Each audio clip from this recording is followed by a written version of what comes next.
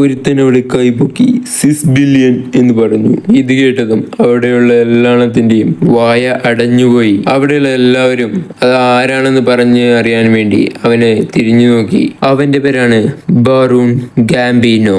അവൻ വരുന്നത് ഗലാനിറ്റിയിൽ നിന്നാണ്. അവിടെയുള്ള എല്ലാത്തിനും മനസ്സിലായി അവൻ അത്ര നിസ്സാരക്കാരനല്ല എന്ന്. അവിടെയുള്ള പലരും പറഞ്ഞു അവന്റെ അതോറിറ്റി ഇപ്പോൾ വളർന്നുകൊണ്ടിരിക്കുകയാണെന്ന്. അപ്പോഴാണ് അവന്റെ അടുത്തുള്ള പെണ്ണ് അറിയുന്നത്, ബോസ്, താങ്കൾ ഇന്ന് കുറച്ചധികം ഫണ്ട് ഇതിനു വേണ്ടി ചെലവാക്കിയെന്ന് തോന്നുന്നു.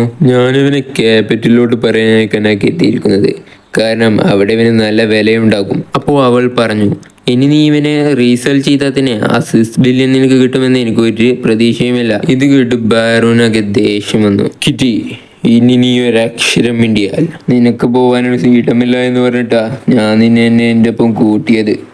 എന്നിട്ടും നീ എന്നെ ഉപദേശിക്കുന്നോ? നിനക്ക് എവിടുന്നാടി ഇങ്ങനെ എന്നോട് അരഗൻ്റായി വർത്താനം പറയാനുള്ള ധൈര്യം വന്നത്? ഇത് കേട്ട് കിറ്റി ഒന്നും മിണ്ടാതെ നിന്നു. എന്നാൽ അവിടെ പ്രൈസ് അതിനേക്കാൾ ഉയരത്തിൽ വിളിച്ച് അവനെ തോൽപ്പിക്കാൻ മറ്റാരുമില്ലാത്തത് കൊണ്ട് തന്നെ വിക്കിയെ അവൻ്റെ അടുത്തോട്ട് കൊണ്ടുപോയി. ബാരോൺ പറഞ്ഞു, ഇവനെ അടുത്ത് വെച്ച് കാണാൻ വളരെ ഭംഗിയായിട്ടുണ്ട്. പക്ഷെ നിന്റെ ഒപ്പം എന്തൊക്കെ ചെയ്യണമെന്ന് എനിക്ക് ഇപ്പോൾ തന്നെ അറിയാം. എന്താ മോനെ, നിന്റെ ഹാൻഡ് കഫ് അയക്കണോ? എന്നാ വിക്കി പറഞ്ഞു, വേണ്ട, അതിന്റെ ആവശ്യമില്ല എന്ന് പറഞ്ഞുകൊണ്ട് വിക്കി അവന്റെ കയ്യിലെ ചെങ്ങല പൊട്ടിച്ചു കളയുന്നു. ഇത് കൊണ്ട് കിറ്റി ഷോക്കായി പോയി. പെട്ടെന്നായിരുന്നു വിക്കിയുടെ ഒരു അറ്റാക്ക്. അപ്പോൾ നമ്മുടെ വിക്കി ഭാസ്കർ പറയുന്നത്, ഇങ്ങനെ ചെയ്താൽ എങ്ങനെ ഉണ്ടായിരിക്കുമെന്ന്. അവന്റെ ബോൾസ് പിടിച്ചിട്ടാണ് വിക്കി ആ ഡയലോഗ് അടിച്ചത്. വിക്കി ആ ബോളിലേക്ക് പ്രഷറാണ് കൊടുത്തു. എന്നിട്ട് പറഞ്ഞു, ഞാൻ നിന്നെ വെറുതെ വിടാം, പക്ഷെ നീ വേദനയെ അതിജീവിച്ച് വരണം. വിക്കി അവന്റെ ബോൾസ് ക്രഷ് ചെയ്യാൻ തുടങ്ങി. അതും നല്ല പെയിനിലായിരുന്നു അവൻ അപ്പോൾ ഉണ്ടായിരുന്നത്.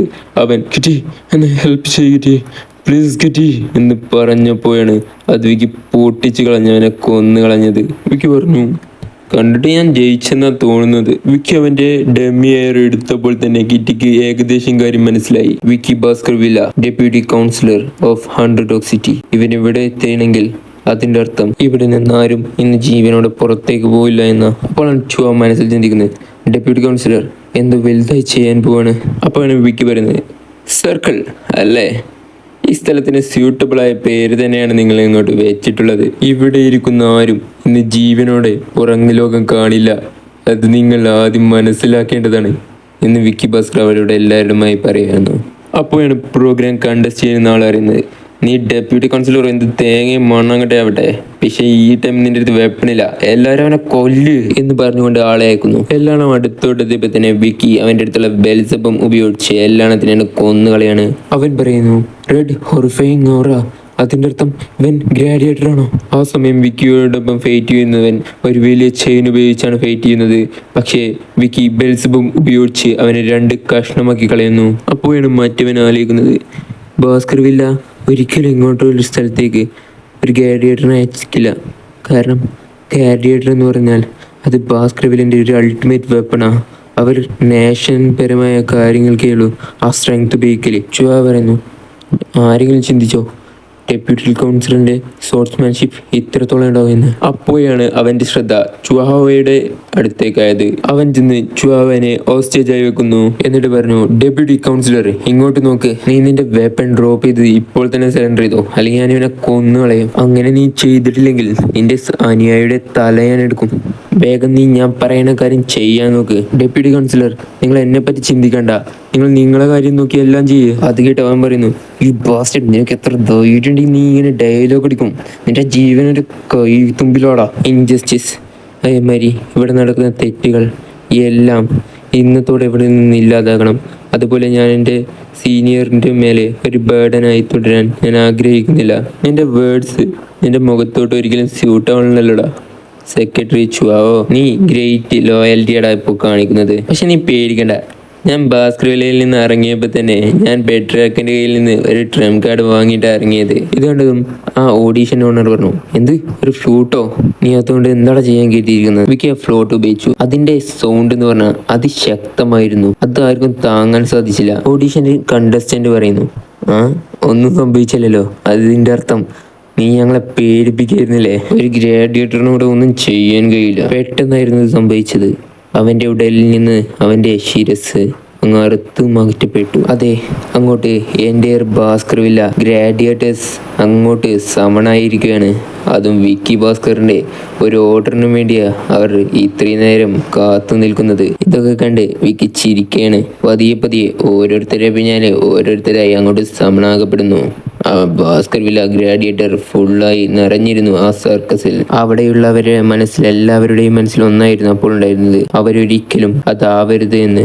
അതെ, ബ്ലാക്ക് ബുൾസ്. അപ്പോഴാണ് കിറ്റി ചിന്തിക്കുന്നത്, അവരുടെ ജസ്റ്റിൽ കാണുന്ന സിമ്പിൾ, അത് ഞാനിവിടെ കണ്ടിട്ടുണ്ട്. രക്തം കൊണ്ട് ഇവർ ഉണ്ടാക്കി വെച്ച ആ കഥകൾ, അതിൽ നിന്നാണ് ഞാനിവരെ പേര് കേട്ടിട്ടുള്ളത്. The Black Bulls. ഇവരിവിടെ എത്തിയിട്ടുണ്ടെങ്കിൽ അതിൻ്റെ അർത്ഥം. പെട്ടെന്നായിരുന്നു അവളുടെ വീട്ടിൽ ഒരു ഗ്രാഡിയേറ്റർ വന്നു നിന്നത്. അതവൾക്ക് മനസ്സിലായി.